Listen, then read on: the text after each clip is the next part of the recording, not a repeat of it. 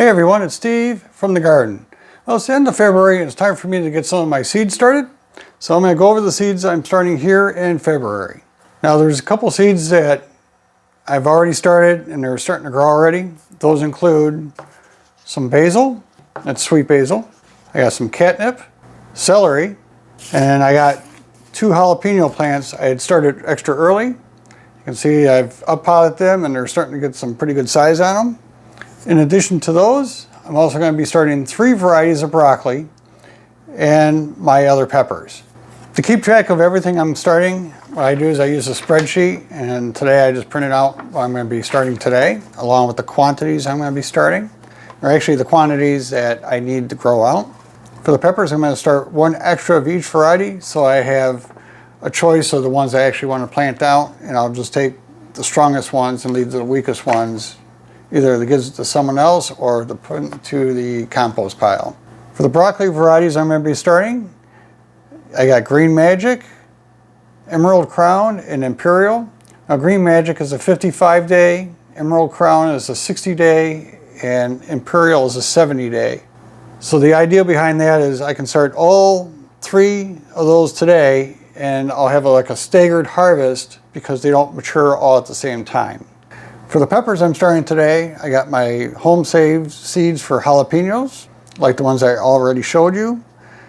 I got cayenne, which again, those are home saved seeds. Now, I didn't grow any cayenne last year, so these seeds are actually from like 2 years ago. I got habanada, which is a heatless habanero. And what I'm intending to do with those 2 peppers, the cayennes and the habaneros, is I'm going to combine them to make like a hot wing sauce at the end of the season.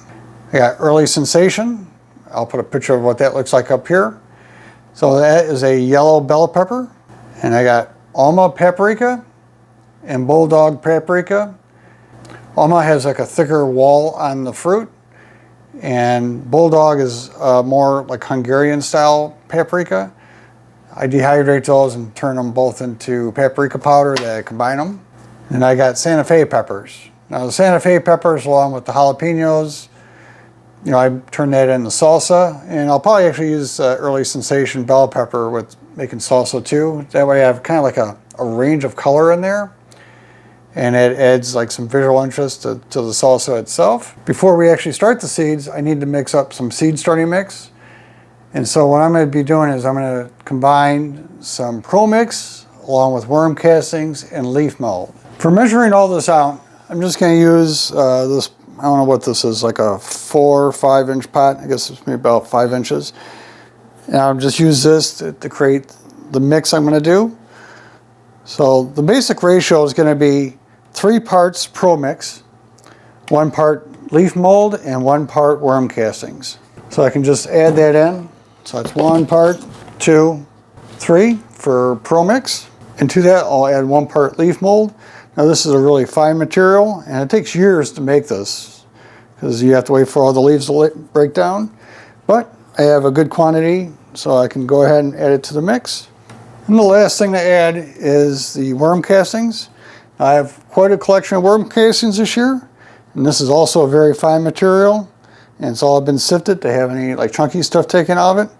Now it's quite possible that there could be some worm cocoons or even some worms in this material, but I did try to go through and pull out any worms ahead of time, so we'll go ahead and add that in. I'm also going to add 1 small pot worth of fine vermiculite. That's probably not really necessary for this mix, but it will help retain moisture, not that the other materials won't. And it'll just kind of make sure everything stays fairly loose for all the seedlings. So I'll just give that a quick mix, and we'll start filling up the trays. With the seed starting mix ready, I can just go ahead and start filling up the tray. This is a 72 cell tray, and I'm not starting 72 plants today. But I'll just go ahead and fill them up right now, and then later on I can always dump the mix back together. I already have my plant tags made up. Now I'm just doing 1 plant tag per row, and then later on I can add more plant tags for the individual plants when I pot them up. First up will be the jalapenos. Now I'm starting a total of 8 plants for this, but I already got 2 full size, or not full size, but 2 large ones. So I'm just going to start 6 more of these. And for these I'll do 2 seeds per cell. Next up is going to be the paprika, and I'm doing 5 of each. So being a 72 cell tray, there's 6 cells in each of these rows.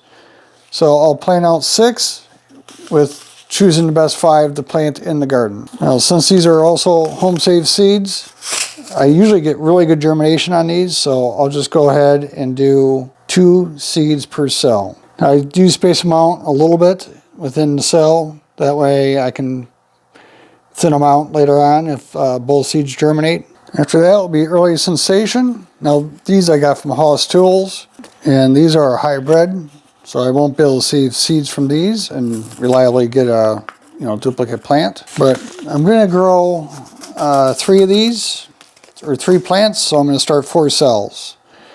And these seeds were just purchased this year, so they should have really good germination. And I'll just go with 2 seeds per cell on these 2. Next up comes the cayenne. Now these seeds are actually from 21, so they're a little bit on the older side. I need 3 plants overall.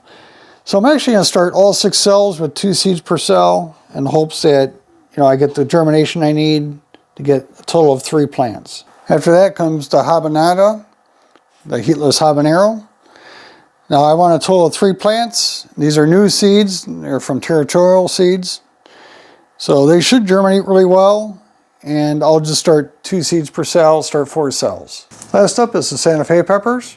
And I want 3 plants of this, so I'm going to start 4 plants, or 4 cells with 2 seeds per cell.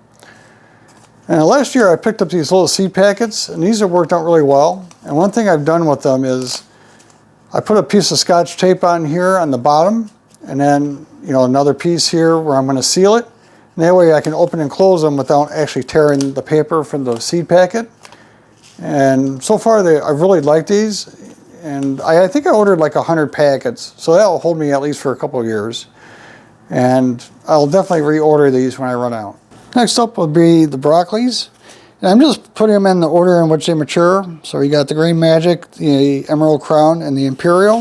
And I'm purposely leaving a gap in here, and I'll show you why after we get these in. Now these seeds are a little bit on the older side,